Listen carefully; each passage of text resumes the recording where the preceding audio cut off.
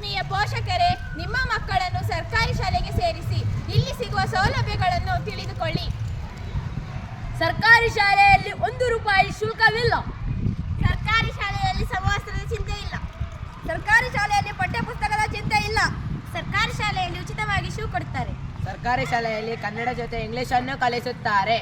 ಸರ್ಕಾರಿ ಶಾಲೆಯಲ್ಲಿ ಮಾನವೀಯ ಮೌಲ್ಯಗಳನ್ನು ಕಲಿಸುತ್ತಾರೆ. ಸರ್ಕಾರಿ ಶಾಲೆಯಲ್ಲಿ ಪಠ್ಯದ ಜೊತೆ ಪಠ್ಯೇತರ ಚಟುವಟಿಕೆಗಳನ್ನು ಕಲಿಸುತ್ತಾರೆ. ಸರ್ಕಾರಿ ಶಾಲೆಯಲ್ಲಿ ಊಟದ ಡಬ್ಬಿ ಕಟ್ಟುವ ಅಗತ್ಯವಿಲ್ಲ.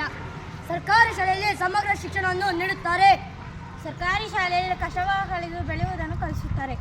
ಸರ್ಕಾರಿ ಶಾಲೆಯಲ್ಲಿ ಸ್ಮಾರ್ಟ್ ಕ್ಲಾಸ್ ಹಾಗೂ ಪ್ರೊಜೆಕ್ಟರ್ ಮೂಲಕ ಕಲಿಸುತ್ತಾರೆ. ಸರ್ಕಾರಿ ಶಾಲೆಯಲ್ಲಿ ಊಟದ ಜೊತೆಗೆ ಹಾಲು, ಮೊಟ್ಟೆ, ಬಾಳೆಯನ್ನು ನೀಡುತ್ತಾರೆ.